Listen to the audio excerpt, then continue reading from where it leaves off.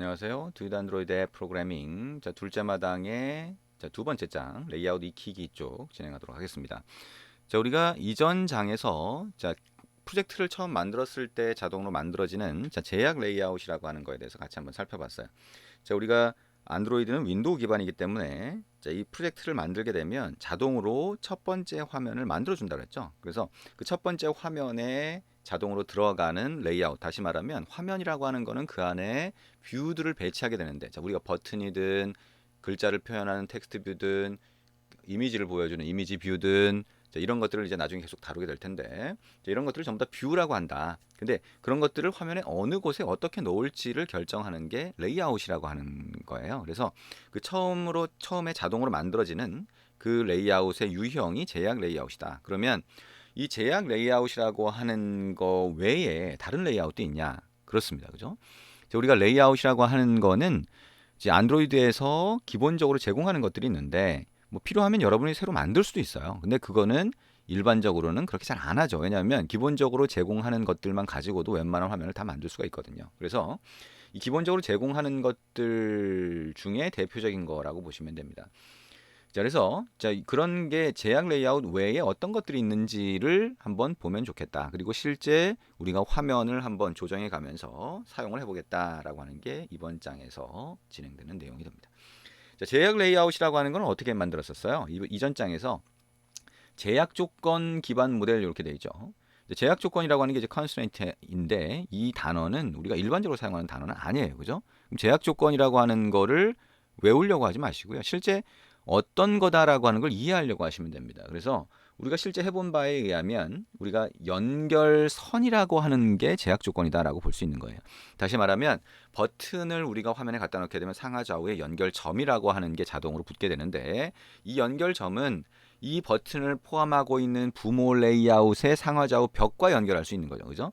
아니면 이 부모 레이아웃 안에 같이 들어가 있는 다른 뷰의 연결점하고 연결할 수 있는 거예요. 그러면 연결선이 만들어지는데, 이 연결선이 하는 역할은, 이 연결선이 제약 조건이다라고 보시면 될 것 같은데, 이 연결선이 하는 역할은 이 뷰가 어느 곳에 있어야 될지를 결정하는 거예요. 그래서 만약에 위쪽과 어떤 버튼이 위쪽 연결점과 왼쪽 연결점을 부모 레이아웃의 벽으로 붙였다면, 그러면 위쪽과 왼쪽 끝으로 가서 붙기 때문에 이 버튼은 이 부모 레이아웃의 좌측 상단에 붙는다라고 하는 걸 결정할 수 있다는 거죠.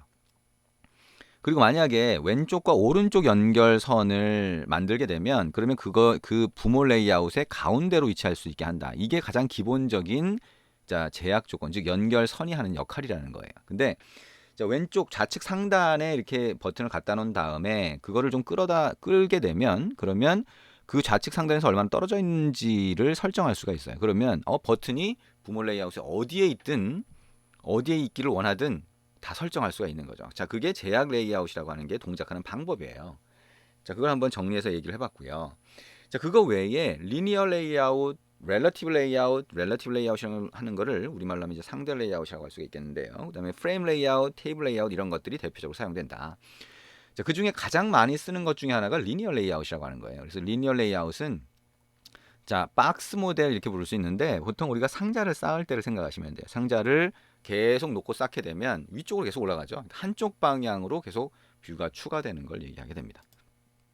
실제 그림으로 한번 볼까요? 그래서 여기 부모 레이아웃이 만약에 리니어 레이아웃이라면, 리니어 레이아웃의 방향은 두 가지를 설정할 수 있어요. 하나는 버티컬이라고 하면 아래쪽, 즉 세로 방향으로 쌓이는 거. 허리젠틀이라고 하면 가로 방향, 즉 오른쪽으로 쌓이는 걸 얘기합니다. 그래서 버튼을 상자처럼 하나, 둘, 세 개 쌓을 수가 있고요. 이것도 하나, 둘, 세 개 쌓을 수 있습니다. 쌓이는 방향이 다른 거죠. 그러면 이 리니어 레이아웃은 한 번에 하나의 방향만 설정할 수 있어요. 근데 그렇게 하면 엄청 단순하죠. 그러니까 우리가 일반적으로 보는 앱의 복잡한 화면은 이거 갖고 만들기 어려울 것 같아요. 그죠? 근데 그게 아니라 오른쪽을 보시면 레이아웃 안에 또 레이아웃을 넣을 수 있고 또 레이아웃을 넣을 수 있거든요. 그래서 예를 들면 리니어 레이아웃 허리젠틀 안에 버튼 하나 넣고, 그 다음에 그 안에 다시 리니어 레이아웃 버티컬을 넣고, 그죠? 그러면 그 안에 버튼을 세로 방향으로 추가할 수 있어요. 요 버튼과 요 리니어 레이아웃 버티컬은 가로 방향으로 추가된 거죠. 이런 식으로 레이아웃 안에 레이아웃을 넣을 수 있어요. 그러면 계층 구조가 만들어지겠죠. 그러면 복잡한 화면도 구성을 할 수가 있습니다. 자, 그래서 리니어 레이아웃 하나만 잘 이해를 하더라도 복잡한 화면 웬만큼은 만들 수가 있고요. 약간 부족한 부분은 우리가 상대 레이아웃 또는 제약 레이아웃을 이용해서 보완을 해줄 수가 있습니다. 자, 요거는 직접 한번 우리가 사용을 해볼 거라서 사용해 보면서 이해를 좀 더 해보시면 될 것 같습니다. 자, 그럼 이제 상대 레이아웃은 어떻게 동작하냐? 상대 레이아웃은 제약 레이아웃과 거의 비슷하다고 보시면 돼요. 대신 얘는 연결선을 사용하지는 않습니다. 연결선 대신에 이 버튼에다가 속성을 부여하면, 자, 우리가 레이아웃 위드스, 레이아웃 하이트 이런 것들이, 자, 가로와 세로 크기를 결정할 수 있는 속성이라고 했죠. 그런 것처럼 이제 속성이 있어요. 그래서 부모 레이아웃을 위쪽에 붙일지 아래쪽에 붙일지 왼쪽에 붙일지 오른쪽에 붙일지 이런 속성을 설정할 수가 있는데, 그러면 자, 배치가 가능해져요. 근데 그게 상대적인 위치를 이용해서 배치한다라고 해서 상대 레이아웃이라고 부르는 거죠. 그래서 자, 이게 근데 제약 레이아웃이라고 하는 거 자체가 이 상대 레이아웃에다가 기능을 더 추가한 형태로 만들어졌기 때문에, 뭐 우리가 일반적으로 이제 뭐 iOS 나중에 여러분이 아이폰용 앱을 만들어 보시다 보면 엑스코드라고 하는 걸 쓰게 되는데, 그 엑스코드에서 사용하는 것과 이 제약 레이아웃이 상당히 유사해요. 예, 그런 그쪽 거를 상당히 많이 모델로 해서 만들어진 형태다라고 볼 수가 있는데, 어쨌든 자, 이런 형태로 해서 상대 레이아웃이 동작을 하게 되는데, 이 상대 레이아웃 대신에 제약 레이아웃을 훨씬 많이 권장을 합니다. 예, 제약 레이아웃을 권장하는 거죠. 왜냐하면 그게 훨씬 좋은 방법으로 사용되기 때문이고요. 어쨌든 상대 레이아웃을 사용하는 경우가 아직도 좀 많이 있어요. 근데 그 이유는 상대 레이아웃이 이해하기가 좀 더 쉽기 때문이고요. 제약 레이아웃은 연결선이 하나라도 빠지게 되면 얘가 배치할 공간을 배치할 방법을 못 찾는 거죠. 그래서 에러가 발생할 확률이 훨씬 높습니다. 그래서 처음 이제 이 화면을 만드는 거를 접하는 경우에는 상대 레이아웃이 훨씬 심플한 거죠. 그래서 제약 레이아웃보다는 상대 레이아웃을 쓰는 거를 더 얘기를 자주 하게 되는데, 조금 더 익숙해지면 제약 레이아웃을 쓰시는 게 더 좋습니다.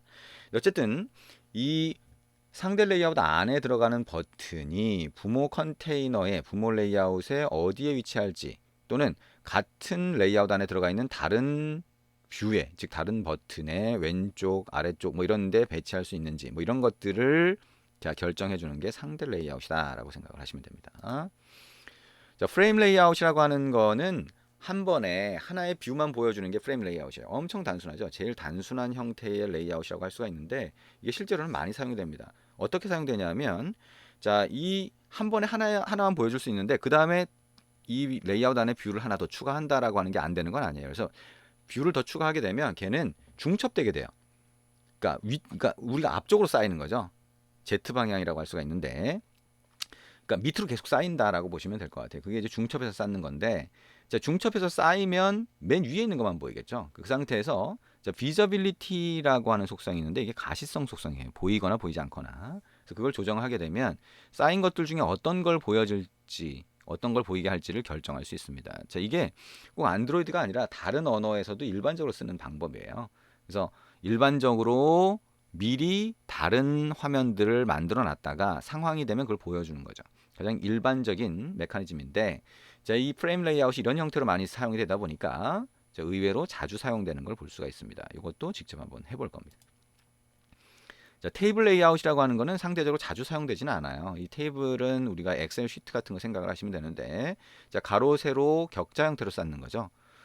그러면 굉장히 많이 쓰일 것 같기도 하죠. 그죠? 우리가 웹 같은 경우에는 이 테이블 형태로 해서 레이아웃을 만드는 경우가 상당히 많이 있죠. 근데 뭐 테이블 형태로 이걸 만드는 이유는 웹 같은 경우에는 전통적으로 이제 레이아웃을 만들 수 있는 방법이 잘 정리가 안 돼 있었던 그 이유도 있어요. 어쨌든 이 안드로이드에서는 이 테이블 레이아웃을 잘 쓰지 않습니다. 왜냐하면 우리가 리니어 레이아웃이나 상대 레이아웃이나 제약 레이아웃 이런 것들을 잘 조합하게 되면 이 테이블 모양처럼, 즉 엑셀 시트 모양처럼 저런 격자 형태로 만드는 것도 어렵지 않거든요. 그러니까 굳이 테이블 레이아웃을 막 뭐 여러 번 막 쓰면서, 그러니까 자주 쓰면서 이렇게 만들 이유가 그렇게 많지 않고요. 그리고 또 하나는 이 테이블 레이아웃을 쓰게 되면 이 테이블 레이아웃에서 정한 그 방식대로 또 해야 되는 제약들이 있는 거죠. 그거에 비해서는 리니어 레이아웃이나 상대 레이아웃 또는 제약 레이아웃을 같이 결합해서 쓰는 게 훨씬 더 자유롭게 만들 수가 있습니다. 그래서 그렇게 쓴다라고 보시면 되고요. 이제 이거를 실제 하나씩 만들어 가볼 겁니다.